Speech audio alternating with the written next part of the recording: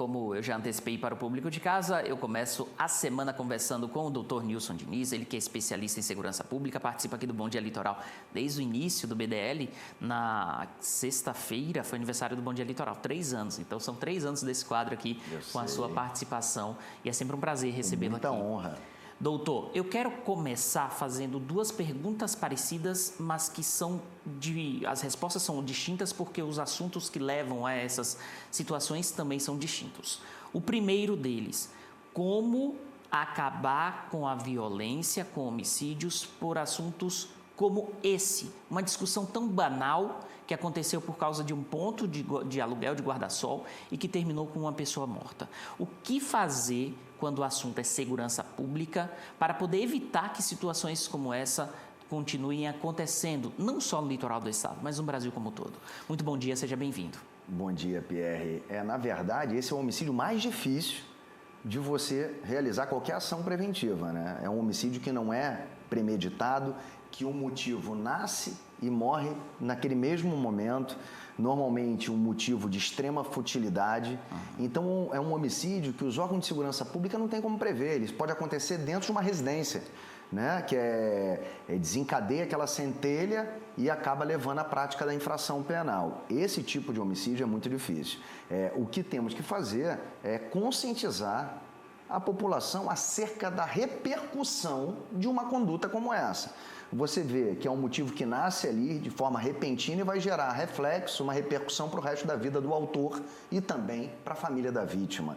Então é isso que é muito importante que todos pensem, que por mais que você tenha raiva naquele momento, que seja desencadeado um sentimento ruim, determinada ação que você vai praticar vai repercutir para o resto da sua vida. Você vai acabar sendo preso, tendo a sua liberdade restrita por 20, 25 anos, e ninguém quer isso. Então, se você, na verdade, tiver um ânimo refletido naquele momento, você não vai praticar aquele crime.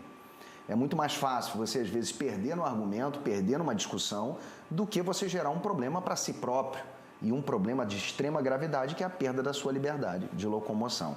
Então, com relação ao órgão de segurança pública, eu já digo, vou ser bem claro, é muito difícil de prevenir esse tipo de crime e também de agir de forma a evitar com que ele aconteça, né? Isso parte mais da conscientização daquela pessoa acerca da repercussão que aquele fato vai ter para ela. Obviamente, em determinadas circunstâncias, por exemplo, estabelecimentos de diversão pública, né, em que a pessoa normalmente está sob influência de grande quantidade de álcool, nesses ambientes se controla o ingresso com armas brancas, armas de fogo, justamente para que eventual briga não tenha como consequência a prática de um homicídio. Agora, quando você vê uma discussão no interior de uma residência, em via pública, aí é muito difícil a atuação do órgão policial de forma a impedir que esse fato ocorra. Agora, doutor, como eu disse, eram 2 perguntas semelhantes, mas para assuntos distintos. A primeira foi essa, como evitar que homicídios como esse aconteçam. Agora, a outra pergunta é, como evitar, então, que homicídios aconteçam quando a gente fala do crime organizado? Como evitar, então, a violência levando em consideração facções organizadas, quadrilhas, o crime organizado de um modo geral e que ele continue atuando, por mais que sejam homicídios quase sempre relacionados à própria atuação ilegítima dessas pessoas, dessas quadrilhas. Mas como trabalhar para coibir ou reduzir esse tipo de índice? Essa é uma das perguntas mais complexas que você faz ao longo desses 3 anos em que a gente convive às segundas-feiras aqui, Pierre. Como eu falo, o homicídio, normalmente, ele está orbitando ali em torno da atividade principal da organização criminosa, que é o tráfico de drogas, né? Vamos falar aqui na realidade do litoral do estado. Então, para que você tenha uma diminuição do número de homicídios, você tem que tornar o tráfico de drogas não interessante para esses grupos criminosos aqui no litoral do estado. Aí já entra também questões de saúde pública. Por que existe hoje o tráfico de drogas? Porque existe o consumidor da substância entorpecente. E por que existe? Porque cada vez mais pessoas estão recorrendo à substância entorpecente. Provavelmente porque existe um número maior de pessoas hoje que tenta fugir da realidade da qual se encontram inseridas. Então, é muito difícil hoje, aonde há tráfico de drogas, você atuar apenas com órgãos de segurança pública. Né? Você vai reprimir, mas enquanto que existir busca pela droga, vai existir a venda da droga. E quando esses dois fatores se unem, existe ali uma atividade interessante, lucrativa, grupos criminosos vão disputar o domínio daquela atividade lucrativa e vai haver um aumento do número de homicídios. A partir do momento que em determinada região, 2 ou mais grupos disputam o domínio da atividade, obviamente, homicídio sobe. A gente não pode fechar os olhos para a realidade de Paranaguá de 2018 para trás. Existia o tráfico de drogas, existia a organização criminosa, só que naquele momento, um grupo só detinha o monopólio da venda de droga no município. Então, o número de homicídios era menor.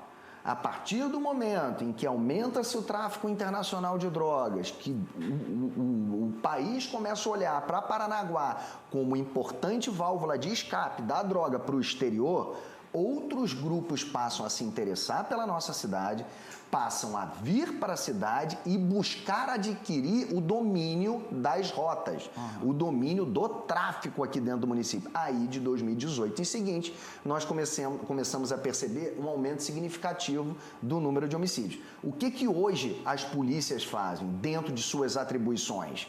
Elas mantêm, aí, Polícia Militar, Guarda Civil Municipal, um patrulhamento ostensivo significativo para dificultar o cometimento dos homicídios, e a Polícia Civil busca dar velocidade e qualidade às investigações para, num tempo curto, conseguir apontar a autoria do fato e manter a liberdade desse autor desse homicídio restrita.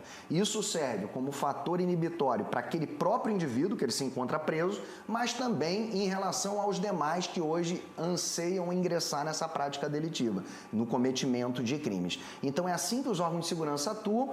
Paralelamente, os órgãos de inteligência tentam buscar o enfraquecimento dessas organizações criminosas para que elas, perdendo o poder, elas também não tenham condições de disputar domínio de nada. E assim, com esse conjunto de ações, nós buscamos a redução do número de homicídios. Se a minha pergunta, como você disse, foi uma das mais complexas durante esse período de existência do quadro, a sua resposta foi uma das mais completas nesses 3 anos de quadro de segurança. É muito difícil responder isso sem a gente não passar horas e horas conversando sobre todas as questões que orbitam em torno desses homicídios. E é sempre importante trazer também todo o contexto para o público de casa. Exatamente. Né? Agora me permita então mais uma pergunta complexa. A questão da utilização de entorpecentes em países desenvolvidos, ela é levada principalmente para a área da saúde, principalmente em países nórdicos, em países desenvolvidos como a Suécia. Na Suécia, a dependência química é tratada como uma questão, além de segurança, também de saúde pública. Você acha que falta a gente entender mais, e quando eu falo a gente, eu falo sociedade, entender mais que o dependente químico, além de ser usuário de drogas, ele é uma pessoa que precisa de tratamento médico, ele é uma pessoa doente que precisa desse tipo de tratamento.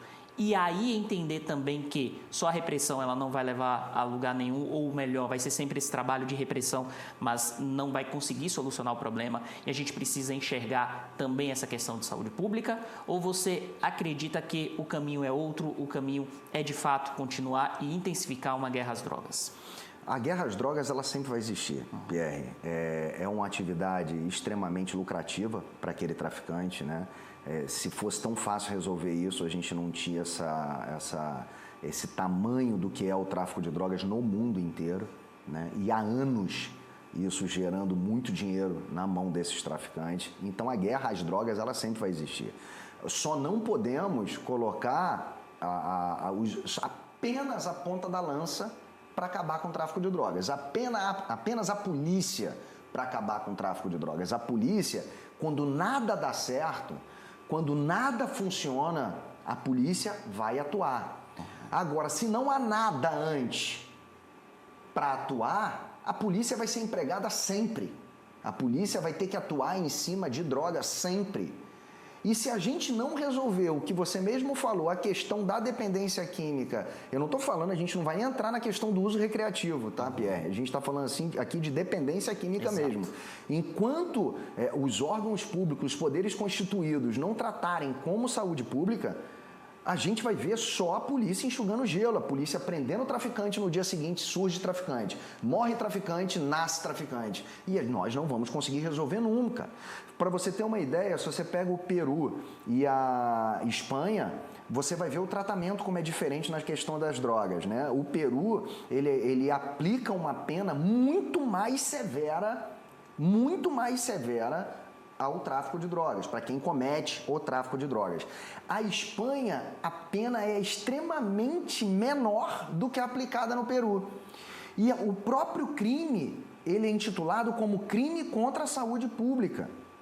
Na Espanha, o tratamento ao tráfico de drogas, ele não se dá apenas com polícia, uma política forte de saúde pública envolvendo a questão da prevenção e repressão ao tráfico de drogas. Entendeu? Então, você tem que estudar países da envergadura do nosso país, com realidades parecidas com o nosso país e buscar adequar esses modelos que já dão certos à nossa realidade. Que aí sim, juntando saúde pública com direito penal, nós vamos conseguir de fato melhorar o nosso resultado perante o tráfico de drogas. Agora, enquanto permanecer esse modelo de trabalhar apenas com segurança pública para acabar com o tráfico de drogas, a gente vai viver conversando sobre isso pelos próximos 10, 20, 30, 40, 50 anos. E é o que a gente não espera que aconteça. A gente espera, de fato, que políticas públicas sejam pensadas para coibir, então, o avanço da criminalidade através da utilização do tráfico de drogas, principalmente levando em consideração saúde pública.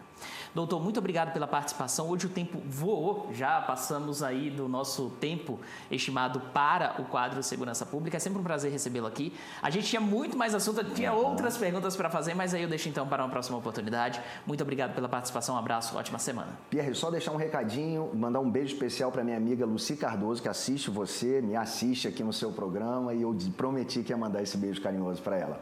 Beijo grande para você, Lucy. Lucy Cardoso, um beijo. Muito obrigado por acompanhar aqui o quadro Segurança Pública com o Dr. Nilson Diniz. Uma ótima semana para você. Muito obrigado, meu irmão. Obrigado, um abraço. Pierre.